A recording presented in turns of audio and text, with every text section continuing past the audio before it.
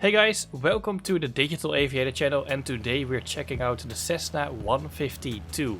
This is a small, lightweight trainer or casual type of plane.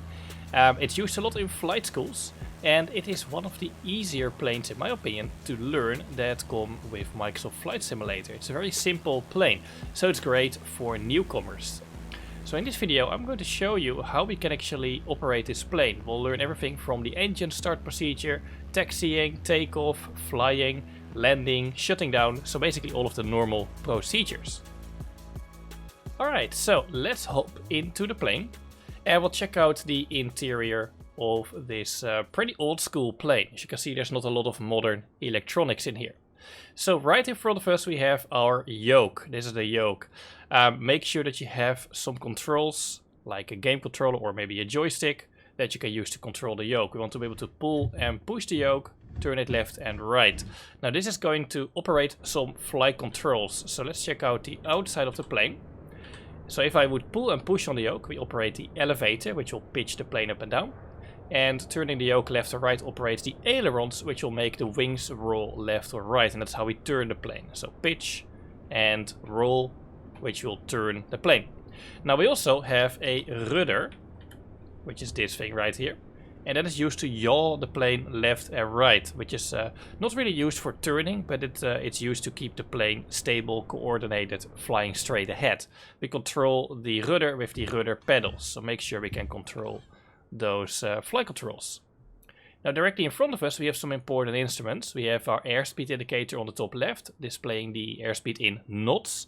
If you have ever wondered, a knot stands for a nautical mile per hour. This is the artificial horizon or attitude indicator. Right now it's not powered by the gyroscope, which will only run when the engine is running. But this will also tell us if we're pitching up or rolling left or right. Altimeter tells us our altitude, so right now it's displaying around 200 feet, so the long needle is the hundreds of feet. The short needle here is the thousands of feet, so we're pretty close to zero. And the very long narrow needle with a triangle is the tens of thousands, so we're pretty much at sea level or 200 feet above it. Vertical speed tells us how fast we're climbing or descending, and is the heading indicator. Now this is also powered by a gyroscope, so it isn't working right now. It's not a compass. We actually have a compass, it's right here. And it says that we are facing around 25 degrees magnetic compass here, on a magnetic compass. But my heading indicator is more like 15 degrees. So once the engine runs, this is also a gyroscopically powered instrument. We need to calibrate it so that it matches the correct heading. But this will be very stable in the air, whereas a compass will kind of sway back and forth. So this is what we will use to get a correct heading reading out of. This is a turn coordinator, slip indicator. We won't really be using those in this video. Now there's a couple of other instruments right here. These are for navigation. We will not be touching those. These are radios. This is a transponder. Those are a little bit more advanced, but yeah, we'll check out those in a different video maybe. This is the RPM indicator. Tells us our rotations per minute of the engine. And because in this plane the propeller is directly connected to the engine, it will also tell us how fast the propeller is running. So this basically is used to see how much power the engine is producing, how much thrust it's producing. Couple of instruments here. This is the ADF, Automatic Direction Finder. More radio navigation. I'll touch on these in separate videos. This is an ammeter, tells us if the battery is getting charged or discharged. So then on the bottom we have a couple of more instruments. We have our fuel quantity indicators, left fuel tank, right fuel tank. Seems like they're empty, but if I turn the master battery switch on, activating the power, we can see that we actually have, I've loaded the plane with full fuel tanks. We also have oil instruments, oil temperature and oil pressure. This is not really modeled very well in Microsoft Flight Simulator in my opinion, but we can look at those to see how the oil system is behaving. This is very important in the real world, not so much in Microsoft Flight Simulator, sadly. Now here we have our engine controls, primarily the throttle and the mixture. So let me just quickly explain what those two things do. So unlike in a car, which basically stays on the ground, if you're driving well at least, the amounts of oxygen in the air will basically always be constant. You're pretty close to sea level, unless you like climb into a mountain with your car. So when the car comes out of the factory, there's kind of a set amount of fuel that the car is mixing with the oxygen in the air. So obviously you need oxygen and a fuel to burn the fuel. We need oxygen for that, and it gets that from the outside air.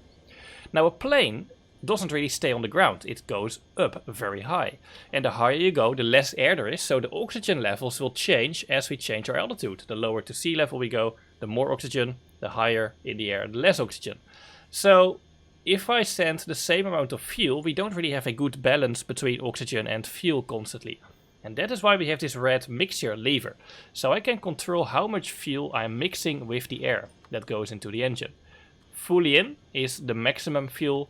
If you put it out, we send less and less fuel. If you put it all the way out, and this is why it's a red lever, we cut off the fuel flow, so there would be no fuel. So in the flight, you would never want to pull it out. This is why in the real world you first have to press this button to pull it out.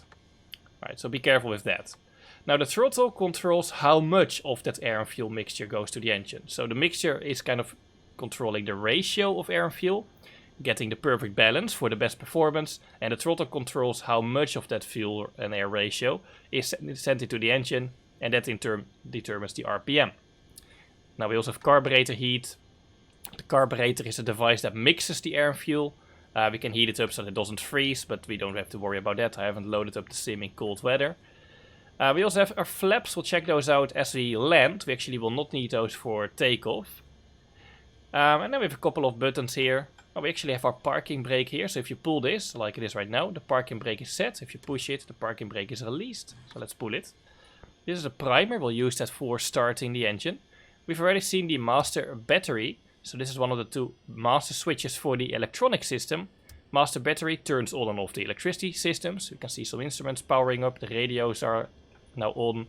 The alternator is the device that charges the battery. So if the engine is running and we turn the alternator on, it starts charging the battery. So we have some switches for that. Now this key can be a little bit confusing as well. This is our magnetos key. Basically it controls the ignition system of this plane. So in this particular plane we have two magnetos, one on the right of the engine, one on the left. And the purpose of them is to, basically they're little dynamos, they're little generators. So they're connected to the engine, and as the engine runs they spin, generating electricity. Now unlike in a car where the spark plugs in the engine, which will create sparks that ignite the fuel, unlike in a car, the plane does not get the electricity for the spark plugs from the battery. Because if in a car the battery would fail, let's say there was a short in one of your systems, then the engine would shut down. But in a car that's not a big deal. It's kind of annoying, but it's not life-threatening. But in a plane we don't really want to lose our engine. So let's say there's an unrelated thing like a radio that fails and the battery gets damaged because of a short or whatever. Well, then the engine fails because the ignition system is no longer getting sparks. So that's why we have magnetos separate from the engine. And we have two of them so that in case of one of those fail, we still have the other as a backup. So we have a right magneto, left magneto. So we can test them individually with the key on the right or the left position. But in a flight we'll always run on both, so that if the left magneto would fail or the right magneto would fail, we still have the other running, generating enough electricity to create sparks for igniting the fuel. Now if you hold the key in the start position, I would also have the battery on, so that's not going to work right now. A little electrical engine will kind of rotate the engine, and if I have enough fuel set up and the ignition system set up, then the engine will then start. So we'll do that in a moment. A couple of switches here. We have some light switches, nav lights, strobe lights, beacon, taxi, landing. We'll check those out as well. Now this here is one of the most important flight controls that we have, the elevator trim. Now I'm not going to explain how trimming works in this video, but in a very short time, so maybe by the time you're watching this video it might already be up, I'm going to make a video all about how trim works. I always call trim kind of like the cruise control of your plane. We use trim to set speed basically, which is kind of a weird thing, but it's a really cool, or not an instrument, it's a flight control. Once you start to understand it, and it makes your flying really a lot easier. This is the main thing to learn in my opinion. Once you understand trim, your flying becomes so much easier, especially in a sim, but also in the real world. So I'm going to not talk about trimming too much because it's its own subject, but I'll link in the top right of this video, I'll link to the trim video once it's up. Right now it's important that we have it in the takeoff position. Now this plane is a little bit weird. It doesn't really have like an exact point where the takeoff trim is. I'm not sure if that's correct. What I have found is that this is not a good takeoff trim setting. You would probably have a very hard to control plane during takeoff. What we want is the takeoff trim actually just below the word off. And I think, but I might be wrong, there should be a little arrow just below the word off, but I just haven't modeled that in this texture of this plane. So just below the word off is where you want to put your elevator trim. And basically what your trim does is it controls, I can actually move to it. It controls this hinge over here. So there's a part of the elevator which is used to pitch up and down. So this right part of the elevator which you can hinge up and down. And that's what we control with the trim wheel. So it's kind of like a miniature elevator. So it controls our pitch. But we can use it to set speed, which is a bit weird to understand if you have never used trim before. But basically the takeoff trim position is really important for the takeoff. Because then the plane will automatically, you know, kind of balance itself out in a nice pitch attitude during our takeoff. Right, so that's basically all of our stuff that we have to understand to fly this plane. Now, if you don't understand, it doesn't matter. I'm going to show you how it works. And it will take quite a few more hours of working with this plane to understand everything, so don't worry. But yeah, let's check out how we can start the engine. So there's a couple of things we need to set up. First, I'm going to look between my seats. There's actually a little lever here. I'm going to turn that to the left. So that is the fuel on. This is the fuel shut-off valve. If it's off, no fuel can exit the fuel tank. So this basically activates the fuel. Well, it allows fuel to enter the engine basically.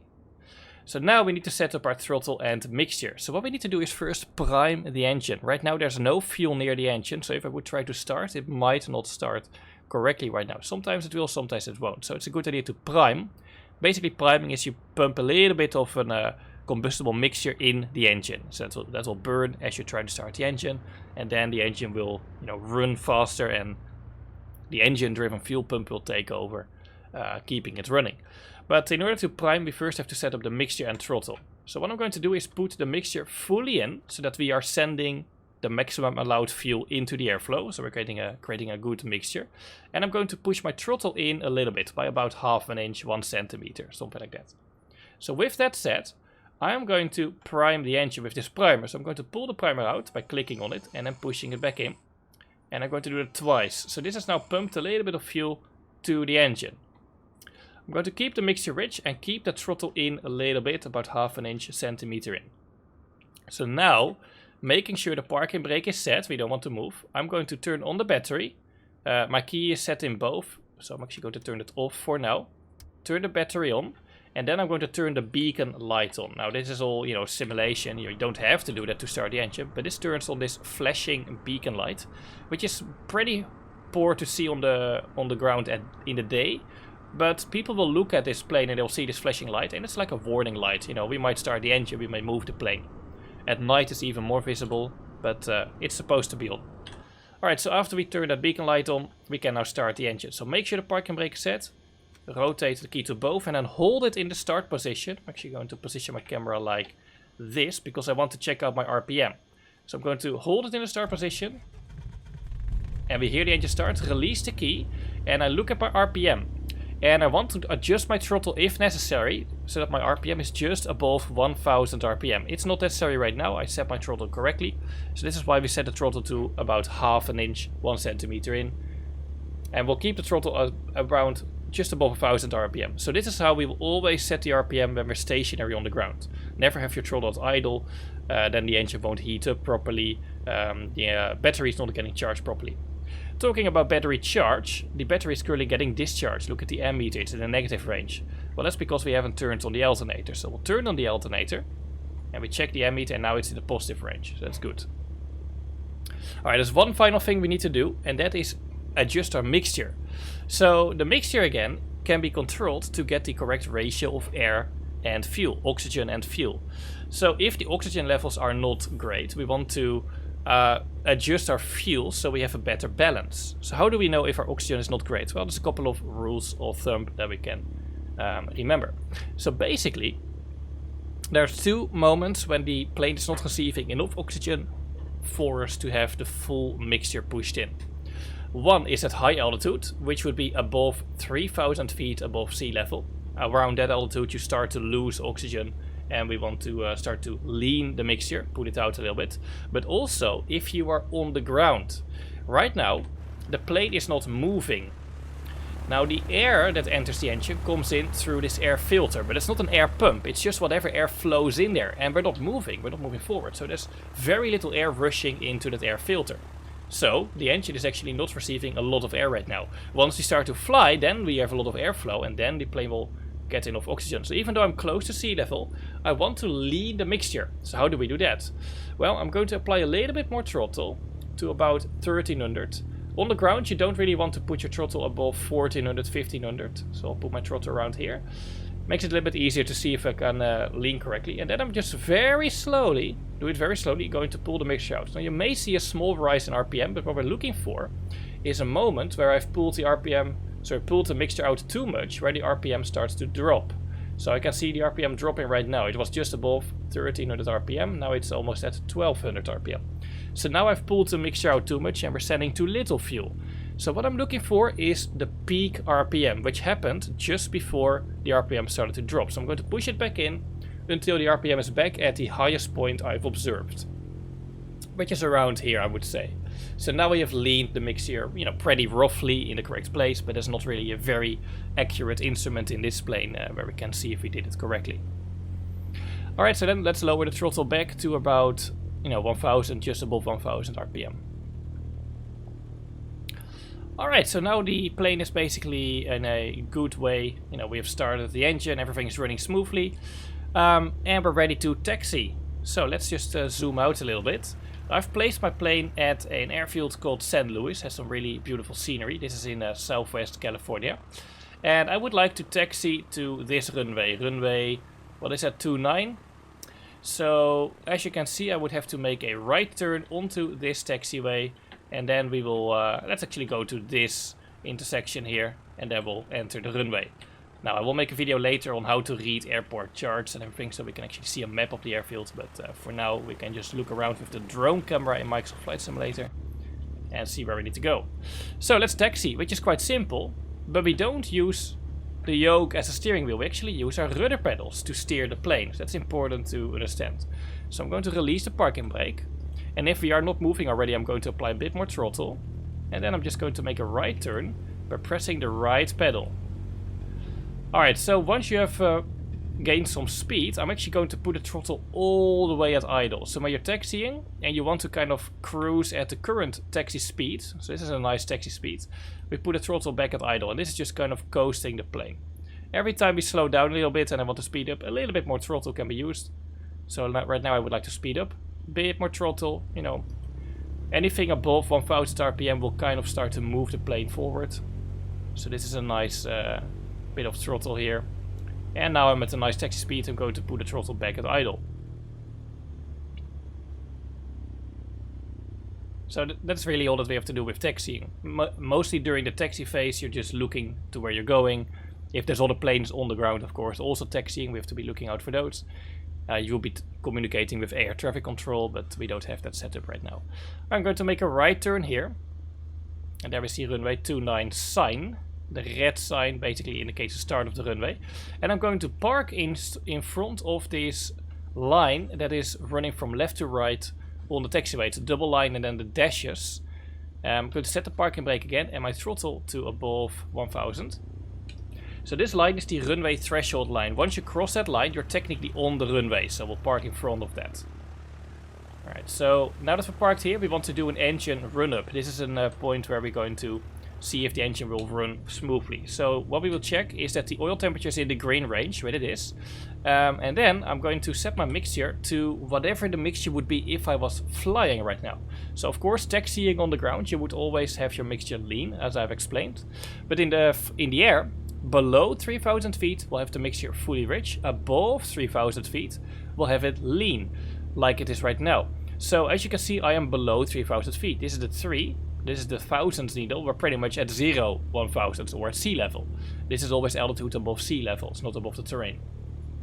So if I were to be flying right now, I would put my mixture rich because there's enough oxygen. So with the engine run up, I'm going to set the mixture to what I would use in a flight.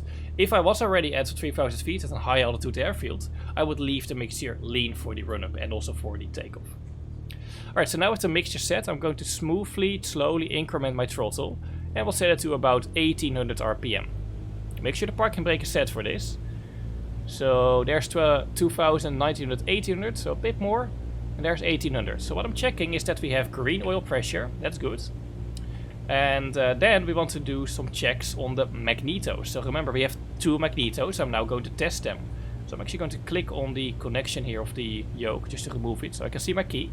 And watch this. I'm going to set my key to only left. And watch what the RPM will do. It will probably drop a little bit in RPM. So there we go. I can click on left. And the RPM is going down a little bit. Now in this plane it doesn't move down too much because it's not a very powerful engine. More powerful engines, you will see this in more detail. But I was pretty much at 1800 RPM, now I am kind of at 1750 RPM. That's completely fine. As long as the RPM doesn't drop more than 150 RPM, then you'll be fine. So then I'm going to run the engine back at both, and the RPM should move up a little bit. So now it is to, well, just under 1800.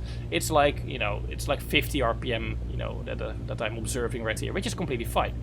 What we're looking for, and I'm also going to check the right magneto, what I'm looking for is the RPM doesn't drop by more than 150 RPM, and it's not doing that. That's completely fine. And then we'll set the key back to both. Very important during the flight, key at both. Alright, so that's good. Observing the oil temperature, oil pressure, so that's all still fine. So what I'm next going to do is lower the throttle all the way to the idle position. And I want to observe that the engine doesn't shut down. It should idle, which will happen about, you know, 600-700 RPM. Seems like it's going to stabilize at around 800-700 RPM. That's completely fine. We don't want it to drop below 500 RPM at least. Alright, so then I'm going to add a bit more throttle, again back to just above 1000 RPM. So we know the engine is running really nice, so we can now take off. So we'll put our yoke back on. In the real plane you can't remove that, it's just in the sim. So what I'm going to do, just for realism, is set my transponder to altitude.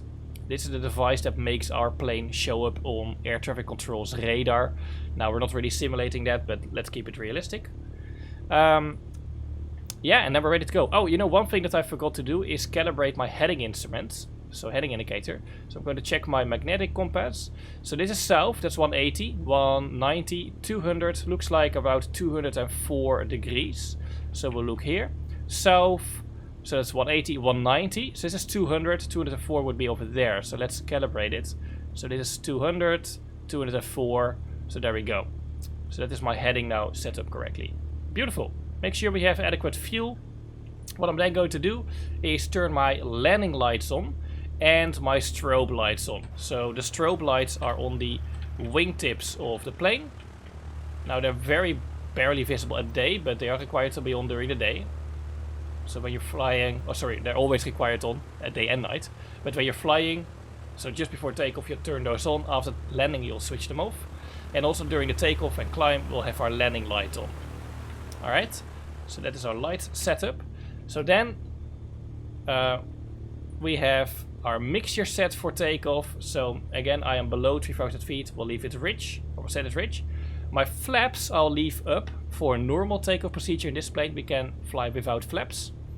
And we have our trim set for takeoff. So that would be what I've discovered just below the word off, right around here. So that will be fine. Alright, so next I'm going to release the parking brake. And of course in the real world you would ask for permission to take off. And until you're cleared for takeoff you would not enter the runway. But we don't have ATC on right now. So I'm just going to align on the runway. And I can see the runway numbers. They say runway 29. That means that this runway will point to 290 degrees. So I'm going to check that if I align myself with the runway. And watch my heading indicator. So here's 300 degrees. So to the left of that is 290 degrees. That's correct. Alright, so next I'm going to slowly introduce full power. There we go. And then my power, the RPM, should be in the green range, where it is. I'm going to use my rudders to stay on the center line, not to the left or the right of it, on the center line. Watch my airspeed. At 55 knots, I'm rotating. Here's 50 knots, 55 knots. Gently pull on the yoke, just enough to get the plane in the air. Not anything more like this. Alright, so now comes the fun part, where you have to understand how trimming works. So what I'm going to do is check my airspeed. I want to climb at around 65 knots. So right now, I am at 70 knots and the airspeed's going up. So what I'm going to do is pull back more. I'm going to pitch up more. So if you pitch up more, we can't accelerate forward, so the airspeed is going to drop. So here I'm at 65 knots, and I'm going to lower the nose a little bit, so we maintain 65 knots. So I am pitching for airspeed. I'll talk about this in way more detail in my video all about managing airspeed and vertical speed by trimming. So now that I'm at 65 knots, I'm constantly having to hold the plane there by manually applying some inputs on the yoke. Because if I don't do it, look at this, I'm pitching down and I'm accelerating. I don't want that. So I'm going to pitch back up, decelerate to 65 knots. So here 65 knots, lower the nose so we no longer decelerate. And now what I'm going to do is trim the nose up a little bit. So now I can release my manual inputs on the elevator, and I've replaced it with elevator trim. So now I no longer have to worry about keeping the plane pitched correctly so we maintain airspeed. The plane will basically pitch automatically, or well, keep this pitch because I've set a trim to hold this pitch attitude at 65 knots. So now I'm free to look at other things and, you know, work on my procedures, navigate, communicate, whatever. Cool, so now we're in the air. That's pretty nice. So the reason why we pitch for 65 knots is because 65 knots for this plane is the best rate of climb speed. At this speed we'll climb the most amount of feet in the shortest amount of time. And I want to get away from the ground, you know, with like 1,000 or 2,000 feet at least, as fast as we can. Because well, on the ground, you know, we have a risk of a bird strike, there are obstacles, we're making noise for the people living there. If we have an engine failure close to the ground, of course I have very little time to react, so there's a couple of reasons why I want to gain some altitude. Now right now we have climbed almost 2,000 feet, so this is already a pretty nice altitude, so we could level off if I want here. But 65 knots allows us to climb as quickly as possible. We always have full throttle in the initial climb after takeoff. So we pitch for 65 knots and that will give us the optimal climb. Alright, so what I'm going to do is I'm going to keep climbing for 1,000 or 2,000 more feet. Because once we cross 3,000 feet, I'm now at 2,300 feet. But once I cross 3,000 feet, then we have to lean the mixture. Because then I'm at such a high altitude that we start to get a little bit lower oxygen levels in the air. I'm also going to turn around a little bit, do some sightseeing along the coast. Actually, I might not fly towards the coast. It's a bit far away. I want to make it a kind of short video, so I'm just going to turn around and check out this area on my right here. Fly over the town of St. Louis. But yeah, once we cross 3,000 feet above sea level, we start to lose oxygen. You know, it's still there's still way more oxygen than we actually need to survive, so we're not going to suffocate. That will happen, you know, 11, 12, 13,000 feet and upwards, so we'll not climb to those crazy altitudes for this plane. But the plane is actually going to lack oxygen, so we're pretty close to 3,000 feet here. So what I'm going to do is I want to lean the mixture. So this is why it's so nice to trim. I can just look away and I know the plane is not going to pitch up or down suddenly. So here's 3,000 feet. Watch this, we're going to look at the RPM indicator again. And I'm slowly moving the mixture out. And watch the RPM move up a little bit. So the RPM went up a little bit close to 25. Actually, it's barely noticeable. In this plane, you don't really see an increase in RPM. At 3,000 feet, I would say. Some planes it's a bit easier to see, but what we're doing is again the same. Very, very slowly move the mixture out until you see the RPM drop. There we go, the RPM is dropping again. So now we've pulled it out too much. So I'm going to push the mixture back in to the point roughly where I felt that we had the best RPM, which I feel is around here. And now we have leaned the RPM, or leaned the mixture. Alright, so I think we've climbed enough. We are above these mountains. So let's level off here at 3,500. I'm going to lower the nose. And again, watch my trim video. And I'm going to lower the power a little bit so we don't accelerate too much. And I'm going to lower the nose and let the airspeed build up. So I'm manually pushing on the yoke to keep my vertical speed at 0. And I'm just going to keep it there until my airspeed has stabilized at, you know, around 90, maybe 100 knots. I want to be at around 2,500 RPM during a cruise. That's a good RPM range. And I'm just manually pushing the nose down because it wants to pitch up due to our trim. I'm just manually keeping our vertical speed at 0. And our airspeed is now nicely at 100 knots. So I feel that we can retrim the plane. So I have to push the nose down. I'm going to replace that manual pushing with some elevator trim. So now I can release my controls, if I've trimmed correctly, there we go. And the plane is going to stay in this pitch attitude. So we're not really climbing or descending, and I can fine tune my altitude with some throttle. So again, we'll explain that as well in the video about trimming. So throttle is for vertical speed, trim is for airspeed, because now I've trimmed and the plane maintains 100 knots. Alright, so now we are in a pretty nice cruise configuration. Alright, so let's turn to the right here, and I kind of want to find the airfield again. And actually I see some flashy lights over there, so there's the airfield. And you know, let's make a little right turn here. We'll fly along this mountain range, and we'll come back for landing. So let's talk about the approach and the landing for this plane. Of course, it's always really important to prepare with a good approach. A good approach will make a good landing way easier to accomplish. So what we're going to do is I'm going to fly towards the runway I intend to land at. So let's use the same runway. So we know that I took off from runway 29. So that means that that runway points to 290 degrees. So if I look at my heading indicator, 290 degrees, well here's 300 degrees. So this is 290 degrees, so it's almost directly to my back. So what I'm going to do is look at the airfield. And I can't really see the orientation of the runways, but I do see some approach lights in this direction. That means that we can also land on the other side, on this direction. I think this is the runway right here. And it should kind of run to my back. So this runway, I can barely see it, it's kind of blurry here. This runway would be where I want to land on. So I kind of have to fly straight ahead here, make a bit of a circle, half a turn, and then come back in for landing. So that's where I'm going to fly to right now. So as I start my initial approach, which is kind of aligning myself to the runway at a nice distance, we want to kind of slow down to initially about 80 knots. 80 knots is a nice initial approach speed. So once I'm at 80 knots, I'm going to align myself with the runway's heading, so that we will land, you know, on the kind of an extended line of the runway. We'll follow that line. And then I'm going to introduce some flaps. So the flaps, the wing flaps, will help us slow down, because these parts of the wings will turn down, they will rotate down. And that will help us slow down because they block some airflow, but they also generate lift. So it allows us to fly better at lower speeds, but it also allows us to slow down. So this is great for landing because we want to touch down at an as low speed as possible, so we don't have crazy speeds coming on the ground. So the flaps will help us slow down, but they also allow the plane to fly better at low speeds. So that means we can get a low speed to touch down at. So that's why we use flaps. So anyway, in our initial approach, we will set our flaps to 10 degrees down initially, and I will slow down to 70 knots.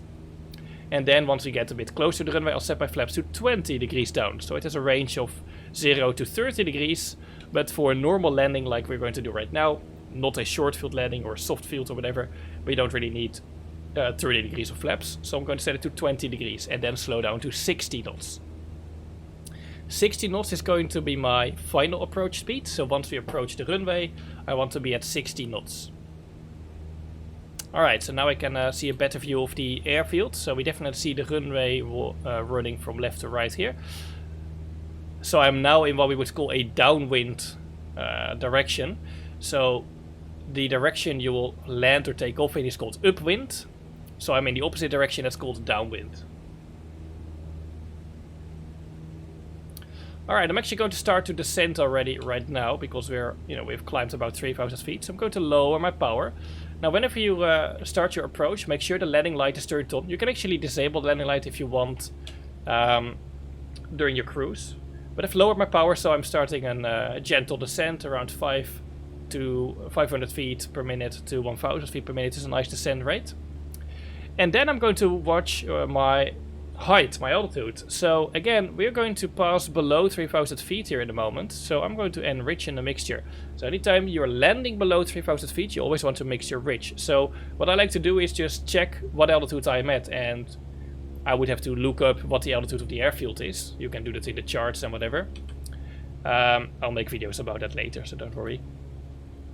But you want to check out the height of the airfield. So before we get into the hectic landing phase, I already want to set my mixture to rich if I'm landing at an altitude below 3,000 feet. So I don't have to worry about that later. So now we're nicely descending. So the airfield was at around 200 feet, if I remember correctly. So we have a couple of thousands of feet to go. Alright. So I'm actually going to extend the downwind direction a little bit further before I make my turns. If you give yourself a bit more distance on your final, the final is the basically when you're aligned with the runway and you're flying to the runway. So I want to give myself as much time on final as is practical, not too much obviously, but then we can nicely prepare by slowing the plane down, trimming, setting the flaps, stuff like that. So it really helps to understand how trimming works, how throttle controls vertical speed, how pitch controls airspeed. So again, watch that video. It's the biggest help for flying. Alright, let's check it out. Alright, so what I'm going to do now is kind of make my turn to the right, and I'm going to lower the power even more. But instead of descending more, I'm going to pull the nose up, so we instead slow down. So I want to keep my descent rate going at around 500 to 1000. But if I pull the power out a bit more, but also pitch up, then of course we're slowing down. And I want to go to around 80 knots. So I'm not only manually pitching up, I'm also starting to trim the nose up to replace my manual pitch with trim. So now I've trimmed for around 80 knots. So we're maintaining 80 knots. And there we go. We are now on what we would call a base leg. So base is where you kind of turn towards the final.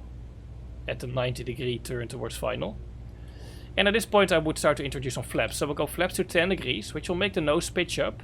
I'm going to let the nose be level for a moment while we slow down to 70 knots. And I will adjust my throttle and my trim to maintain 70 knots. So now we're trimmed for 70 knots with the flaps at 10 degrees. And I can see the runway, so I'm starting to align myself to the runway. I'm a bit high, so I'm going to lower the power.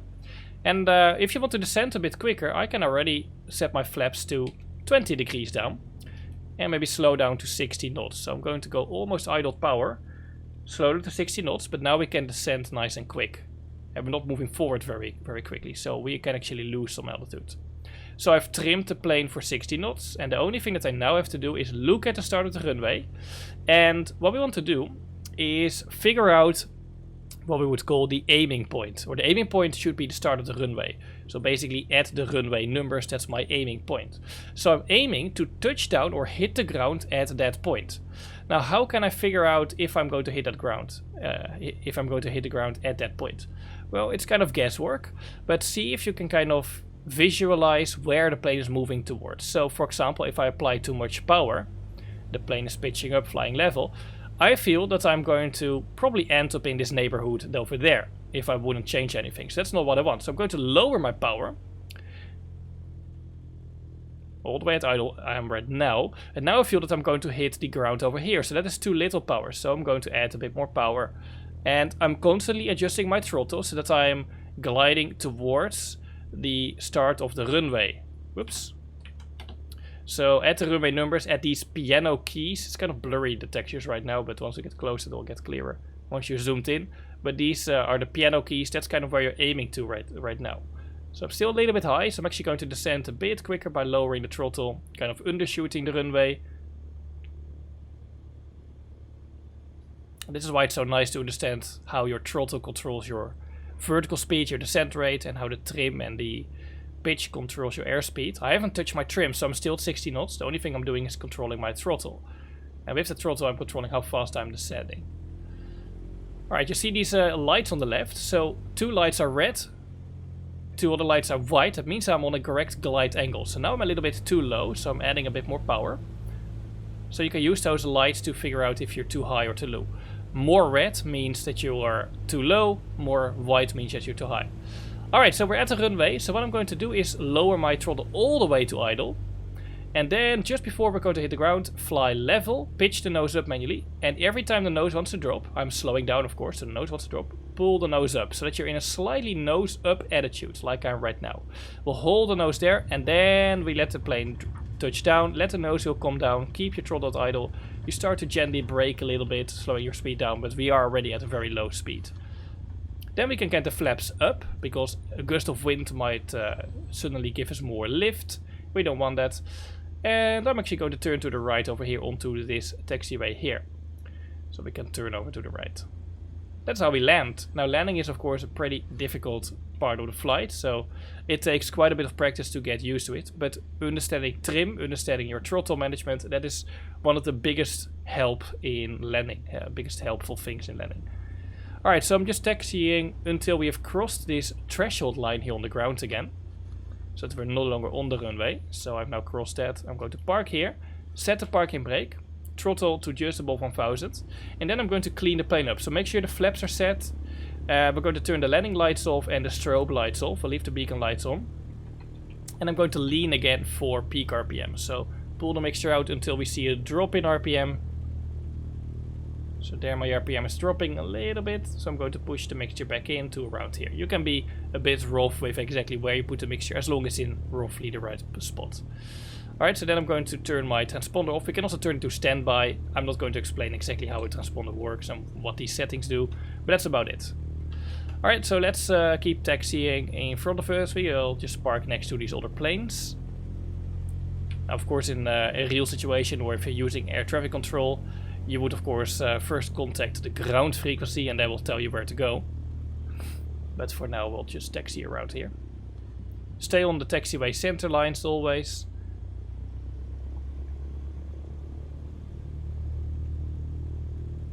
And we'll park ourselves next to those planes up ahead. And then we have completed our first flight. Maybe not our first flight, but an introduction flight in the Cessna C152. One of the easier planes to operate, in my opinion. But also a lot of fun to fly. Now, there's a lot more instruments, navigation, stuff like that we haven't touched on. But I've just shown you the basic operations on this plane and the basics of flying. So I'm going to make more videos like this, talking about other planes. Alright, let's turn to the left here. So we'll talk about other planes as well that we can find in Microsoft Flight Simulator, learn how to fly those. So we'll just park next to this, I guess, Beechcraft Bonanza, yep. So we'll park over here. Luckily he is a low-wing aircraft, I'm a high-wing aircraft, so we don't have to worry about hitting each other's wings. We'll set the parking brake, throttle to just above 1000, and now we can clean the plane up. So I'm going to turn my transponder fully off. And what we can now do is just look down here. All of our lights are off. My trim is set back for takeoff, which is good for the next flight. And then we can shut the engine off. So I'm going to lower the throttle all the way to idle and then cut the mixture all the way off. And this is going to get rid of any fuel in the mixture. So the engine will shut down because it's not receiving fuel. So we'll wait until the RPM is 0, until the propeller stopped. And then I will also turn off the ignition system. And we'll turn the alternator and battery off. And I will get this stupid logbook. I wish that you could disable this. If you can, please let me know in the comments. I really don't care about this logbook. So I'm just clicking continue. And then the plane is shut down. So there we go. That's how easy it is to shut down. So the mixture pulling it out shuts the engine down. That's how we stop the engine. Once the propeller stops, we'll turn off the ignition so that any fuel has already burnt away. But yeah, there we go. So make sure the parking brake is set, and then we have finished our flight in the Cessna C152. So I hope you enjoyed this video. I hope you found it useful. If you have any questions or suggestions for new videos, let me know in the comments. If you want to help out this channel, the best way to do that would be to subscribe and like the video. That tells the YouTube algorithm that you want to see more of these videos, and it's going to advise other people to or show these videos to other people. So this will help out a lot. But yeah, thank you for watching, and I'll see you in the next video.